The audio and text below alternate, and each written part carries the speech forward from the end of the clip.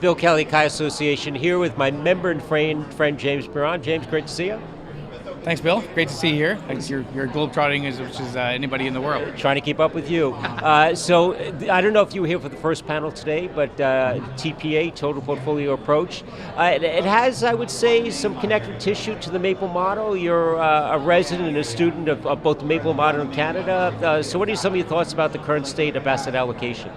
I think it's still going through evolution. The Maples obviously started in 1990 with the Ontario Teachers and Canada Pension Plan and the Maple 8, but now it's kind of like Maple 8 plus a few more.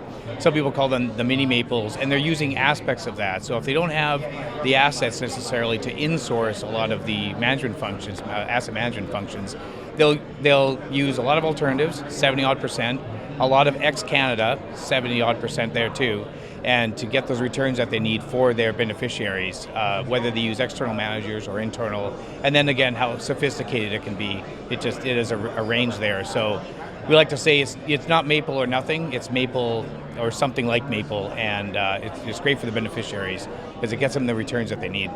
And oftentimes in the private markets, they're going direct as opposed to a fund?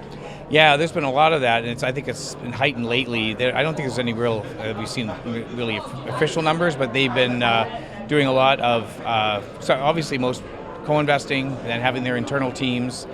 There's others, though, that have kind of gone the other way. They've had a lot of internal teams and then added funds for specific areas that they don't have internal expertise on. But generally, though, a lot of co-investments, a lot of direct investments.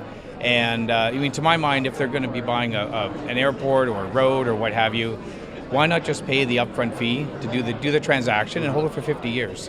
There's really not much sense in recycling everything every few years. Apologies to all the fund managers out there, but if it's going to be a long life asset that you really don't have to do a lot of maintenance on, it can be really great for the beneficiaries to just keep it in house. Yeah, it makes a lot of sense. We're in the business of allocating a risk, and we want to make sure we're compensated for that risk taken. So great points, James. So in the remaining seconds, I want to give a shout out to when I next will see you, which is probably the Mishui event up in Montreal with our good friend Claude Perron. What's the date? It's August 22nd. It's on sale already. People can message me or DM me or what have you.